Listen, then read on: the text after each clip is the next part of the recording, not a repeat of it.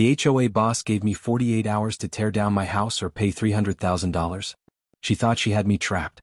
But when my lawyer checked the records, we found out the truth. I owned all their land. They weren't my neighbors.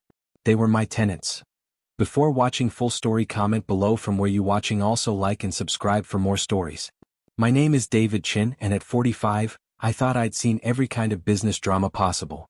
After building a real estate empire worth over $50 million, I believed I understood how property ownership worked. I was wrong. Nothing prepared me for the day the Pinewood Lake HOA told me I had 48 hours to tear down my own house. It started on a perfect Tuesday morning in September. I was sitting on the deck of my Lakeside mansion, watching the morning mist rise from Pinewood Lake while sipping my coffee. The house was my pride and joy, a stunning 8,000 square foot contemporary home with floor-to-ceiling windows, a private dock and gardens that had taken 3 years to perfect. I'd bought the property 15 years ago when it was just empty land surrounding a pristine lake. Back then the area was undeveloped wilderness an hour outside the city. I fell in love with the peaceful setting and decided to build my dream home there. What I didn't anticipate was how the area would change. Over the years, developers discovered the lake, and luxury homes began sprouting around the shoreline. Eventually, someone had the bright idea to create the Pinewood Lake Homeowners Association to maintain property values and preserve the community's exclusive character. I never joined the HOA. I didn't need to. My property existed before the association was formed, and I had no interest in paying fees or following rules made by my neighbors. I maintained my property beautifully, caused no problems, and minded my own business. That morning, my peaceful coffee was interrupted by the sound of multiple car doors slamming in my driveway. Through the window, I saw a small convoy of luxury SUVs parked behind my Tesla. A group of well-dressed people was marching toward my front door with the determination of an army. The doorbell rang insistently. When I opened it, I found myself face-to-face with 5 people in expensive suits, led by a tall, thin woman with silver hair and the kind of smile that never reached her eyes. "Mr. Chin," she said, her voice crisp and authoritative, "I'm Margaret Wellington, president of the Pinewood Lake Homeowners Association. We need to discuss your property immediately." I recognized the name. Margaret Wellington was the widow of a prominent judge and had a reputation for getting her way in local politics. She owned the largest house on the lake and seemed to consider herself the unofficial queen of the neighborhood. "Good morning, Mrs. Wellington. What can I do for you?" She gestured to the people behind her. "This is the HOA board, along with our attorney, Mr. Phillips. We're here to inform you that your property is in serious violation of our community standards." I blinked in surprise. "I'm sorry, what violations?" Margaret pulled out a thick folder and began reading from it. "Your house exceeds the approved square footage limits. Your dock extends beyond the permitted length. Your landscaping includes non-native plants that are prohibited. Most importantly, your entire property was built without HOA approval. Mrs. Wellington, I think there's been a misunderstanding. My property isn't part of your HOA. I built this house before your association existed." The attorney, a sweaty man in an ill-fitting suit, stepped forward. "Mr. Chin, when the Pinewood Lake HOA was established, all properties within the defined boundaries became subject to our covenants. Your property falls within those boundaries." I shook my head.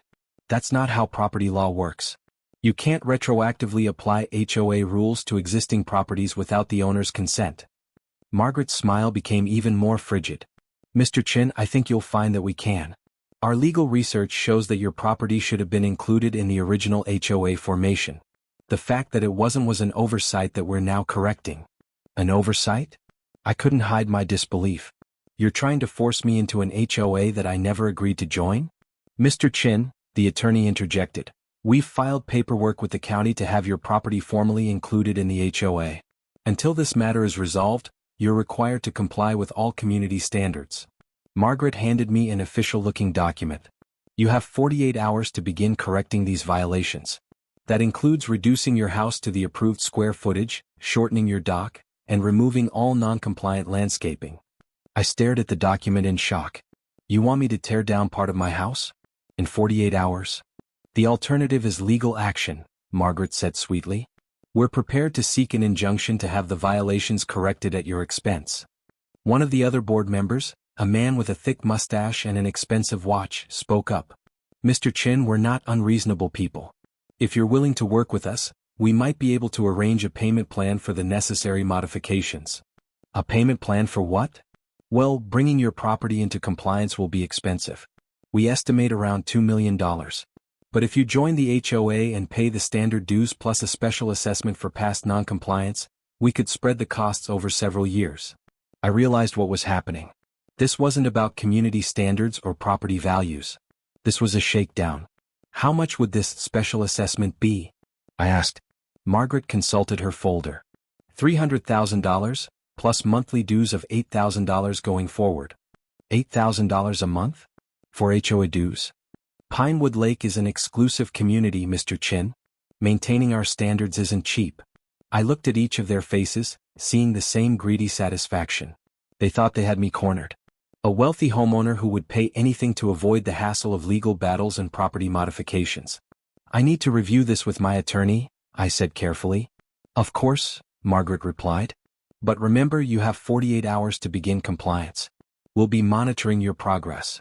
After they left, I sat in my study staring at their demands. The whole situation was surreal. I'd built my dream home legally with all proper permits and approvals. Now these people were trying to force me to tear it down or pay them hundreds of thousands of dollars for the privilege of keeping it. I called my attorney, James Morrison, who had handled my real estate deals for over a decade. David, this is ridiculous, James said after I explained the situation. They can't retroactively force you into an HOA. And even if they could, they can't make you modify a legally built structure to meet standards that didn't exist when you built it. So what do I do? Fight it. This sounds like extortion disguised as property management. But David, litigation could take years and cost hundreds of thousands in legal fees. James, there's something else. I want you to research who owns the land that the HOA community is built on. Something about this whole situation doesn't feel right. What do you mean? I bought a lot of property around this lake 15 years ago. Some of it I developed, some I held as investment. I want to make sure I understand exactly what I own. James agreed to look into it, and I spent the rest of the day reviewing my old property records. That evening I got a call that would change everything. David, you're not going to believe what I found, James said, his voice excited. Do you remember the Pinewood Development Company that you bought those lake properties from? Vaguely. It was part of a larger transaction, right? Right. Well, it turns out that when you bought the Pinewood properties, you didn't just buy individual lots. You bought the entire development company, including all their assets and property rights. Okay, what does that mean? David, you own the land that the entire Pinewood Lake community is built on. Every house, every street, every common area, it's all on your property. The HOA has been operating on land that you own. I sat in stunned silence. That's impossible. I'm looking at the deeds right now. The HOA was formed by homeowners who thought they owned their lots outright, but actually they only have long-term leases. Leases that you inherited when you bought the development company. So I'm their landlord? You're not just their landlord, David. You're the ultimate authority over everything they do. Every rule they make, every fee they charge, every decision they take, it all happens on your property with your permission. I started laughing. I couldn't help it. Margaret Wellington and her HOA board had just threatened to sue me for violating rules on my own land. James, what are my rights here? Well, as the property owner, you have the right to approve or reject any HOA decisions. You can modify their bylaws, change their rules, even dissolve the association if you want to. And their threat to force me to modify my house? They have no authority whatsoever. In fact, since your house is on your own land, you could build 10 more houses just like it if you wanted to. The next morning I was up early, energized by this new information. James had worked through the night to prepare a complete legal brief on my property rights. At exactly 9 a.m., Margaret Wellington and her board members arrived for what they clearly expected to be my surrender. Mr. Chin, Margaret said as I opened the door, I trust you've had time to review our requirements. Are you ready to discuss compliance? Actually, Mrs. Wellington, I've had time to do some research of my own. Would you and your board like to come inside? I think you'll find what I have to say very interesting. They filed into my living room, their confidence obvious. Margaret sat in the largest chair like she owned the place, while the others arranged themselves around her. Before we discuss your demands, I said, I'd like to ask you a few questions about the HOA. When was it formed? Margaret looked puzzled by the question. 12 years ago, when the community reached sufficient size to require organized management. And who gave you the authority to form this association? The homeowners, of course. We followed all legal procedures. Did you get permission from the property owner? The attorney, Phillips, spoke up. Mr. Chin, the homeowners are the property owners. That's how property ownership works. I smiled. Actually, Mr. Phillips, that's not quite right. Let me ask you this. Have any of you ever seen the actual deeds to your properties? Margaret's confidence flickered slightly. Of course we have deeds. Don't be ridiculous. Mrs. Wellington, I think you'll find that what you have are lease agreements, not deeds. Long-term leases, but leases nonetheless. The room went quiet. I could see confusion spreading across their faces. That's impossible, Margaret said, but her voice had lost its earlier authority. I opened the folder James had prepared and began reading. Mrs. Wellington, your property at 1247 Lakeside Drive is held under a 99-year lease agreement dated March 15, 12 years ago.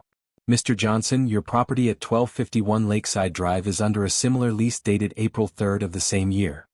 I continued reading the details of each board member's lease agreement. Their faces grew paler with each address. This is ridiculous, Philip stammered. Even if these are leases, they're long-term leases that convey ownership rights. You're absolutely right, Mr. Phillips. They do convey many ownership rights, but not all of them. Specifically, they don't convey the right to form homeowners associations, create binding community rules, or make demands of the actual property owner. Margaret found her voice. Who is the actual property owner? I smiled.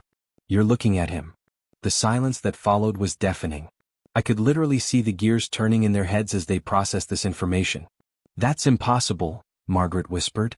Mrs. Wellington, 15 years ago, I purchased the Pinewood Development Company as part of a larger real estate investment. That purchase included all assets of the company, including ownership of this entire area.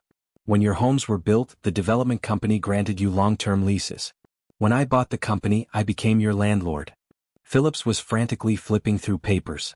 Even if that's true, we have rights under our lease agreements. You can't just. Mr. Phillips, you're absolutely right. You have many rights under your leases. The right to quiet enjoyment of your properties, the right to make reasonable modifications, the right to sell or transfer your leases. What you don't have is the right to form an unauthorized association on my property or make demands of me regarding my own home. Margaret's face had gone from pale to red. This is some kind of legal trick. We'll fight this. Mrs. Wellington, there's nothing to fight. These are the facts. Your HOA was formed without the permission of the property owner, me. Every rule you've made, every fee you've collected, every decision you've taken has been done without legal authority. What are you saying? Asked the man with the mustache. I'm saying that as of right now, the Pinewood Lake Homeowners Association is dissolved. The room erupted in protests and angry voices. Margaret stood up, her face furious. You can't do this. We have rights. We have investments. We have. Mrs. Wellington, please sit down. My voice was calm but firm. You have rights under your lease agreements and I intend to honor every one of them. What you don't have is the right to operate an unauthorized association on my property. But our property values, our community standards, what about them? Mrs. Wellington, has your property value decreased since I've owned this land? Have I interfered with your quiet enjoyment of your home? Have I created any problems for you whatsoever? She opened her mouth to argue, then closed it again. The only problem here is that you formed an association without permission and tried to extort money from me. That ends now. Phillips was still frantically reviewing papers. Mr. Chin, even if you own the underlying land, we can challenge this in court. We can claim adverse possession, prescriptive rights. Mr. Phillips, you're welcome to try. But I should mention that as the property owner, I have the right to approve or disapprove any legal actions taken regarding my property. That includes lawsuits filed by my tenants. Your tenants? Margaret's voice was shrill. Mrs. Wellington, that's what you are. You're all tenants under long-term leases. Very favorable leases, I might add. Your monthly land rent is included in your original purchase price, your properties can be sold freely, and you have almost all the rights of ownership. The only thing you don't have is the right to make rules for me. I stood up and walked to the window overlooking the lake. Here's what's going to happen. The HOA is dissolved immediately. Any fees collected will be returned to homeowners. Any pending legal actions against community members are dropped. And any attempt to interfere with my property or make demands of me will result in lease termination. You can't terminate our leases. Margaret protested. Actually, I can if you violate the terms. And trying to extort money from your landlord would definitely constitute a violation. I turned back to face them. But I don't want to do that. I want to be a good landlord. I want you all to enjoy your homes and live peacefully. I just want to be left alone to enjoy my home as well. So what happens to our community? Asked one of the other board members. What community? You all live in beautiful homes around a gorgeous lake. You can still be neighbors. You can still be friends. You just can't form unauthorized associations and try to shake down the property owner. Margaret was still sputtering. This is outrageous. We've spent years building this community. We've invested our time and money. Mrs. Wellington, you've spent years living in a beautiful home in a prime location for a fraction of what it would cost to actually own the land. Your investment has been in a lease that gives you almost all the benefits of ownership with none of the underlying costs. I sat back down and looked at each of them. I'm not the villain here. I'm just a man who wanted to live peacefully on his own property. You came to my door demanding that I tear down my house and pay you hundreds of thousands of dollars. How did you think this was going to end? Phillips cleared his throat. Mr. Chin, assuming all of this is legally accurate, what are your intentions going forward? My intentions are simple. I want to live peacefully in my home. I want all of you to live peacefully in your homes. I want to be a responsible landlord who maintains the property and honors the lease agreements. What I don't want is any more harassment, threats, or demands. And the HOA bylaws? The community standards? Margaret asked weakly. Gone. If you want community standards, you can ask your neighbors nicely to maintain their properties. If you want group activities, you can organize them voluntarily.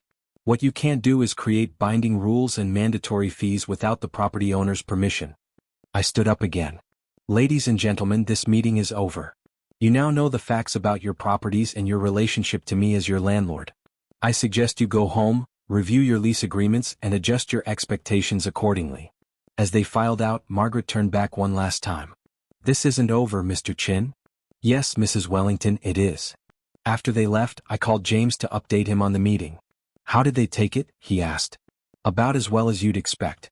I think Margaret Wellington is going to need some time to process the fact that she's been acting like the queen of a kingdom that doesn't actually belong to her. David, you handled this perfectly. By dissolving the HOA and asserting your property rights, you've eliminated their ability to make any legal claims against you. What about their threat to challenge this in court? Let them try. They'd be suing their own landlord over property rights they never had. No judge would take that seriously. Over the next few days, word spread through the community about what had happened. I received several visits from individual homeowners who wanted to apologize for the board's behavior and assure me they had no part in the demands. Most of the residents were actually relieved. The HOA had been charging increasingly high fees and imposing more and more restrictions. Many people were happy to see it go.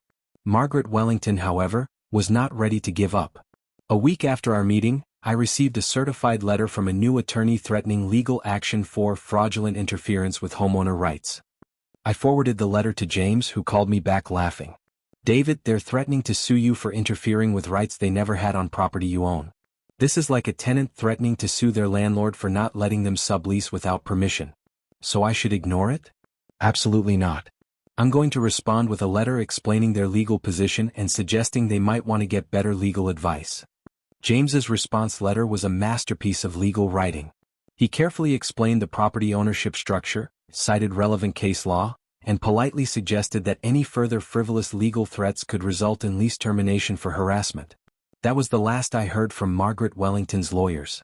3 months later, I was sitting on my deck enjoying my morning coffee when I saw a for sale sign go up in front of Margaret's house. A week after that, moving trucks arrived. I never found out where she went, but the new owners of her lease, the Morrison family, turned out to be delightful neighbors. They introduced themselves with a bottle of wine and an apology for whatever problems the previous residents might have caused.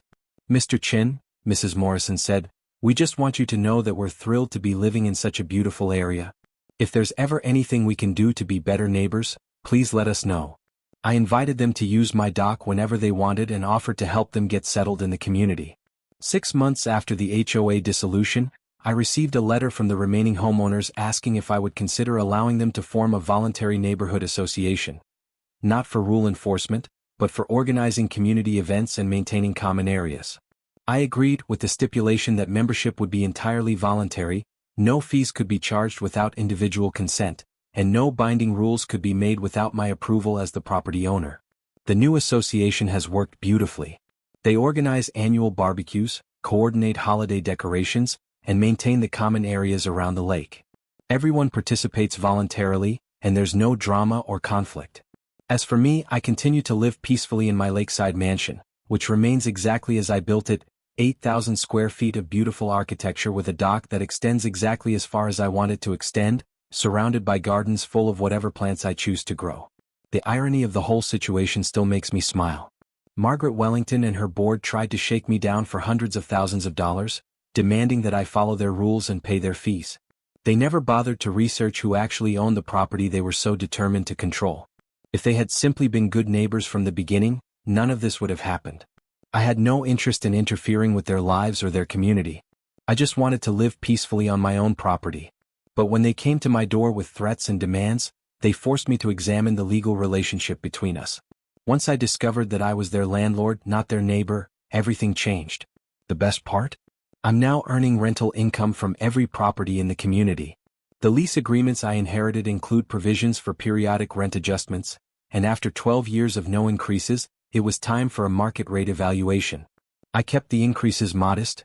I'm not interested in gouging my tenants. But the additional income covers all my property taxes and maintenance costs, making my dream home essentially free to own. Sometimes I see former board members around the community. Most of them nod politely and mind their own business. A few have even become friendly neighbors once they realized I had no interest in being an intrusive landlord. The lesson in all of this is simple. Before you threaten someone, make sure you understand your legal position. Margaret Wellington thought she held all the cards, but she never bothered to check who owned the table she was playing on. As for me, I learned that sometimes the best defense is simply knowing your rights and being willing to assert them. I didn't need to fight fire with fire or engage in petty revenge. I just needed to state the facts and let them speak for themselves. Today, Pinewood Lake is a more peaceful, friendly community than it ever was under HOA rule. Property values have actually increased since the association was dissolved, and there's a genuine sense of neighborly cooperation that never existed when people were forced to follow mandatory rules. Every morning, I sit on my deck with my coffee, watching the sun rise over the lake that I own, surrounded by happy neighbors who rent from me, living in the house that no one can ever again threaten to tear down. It's good to be the landlord.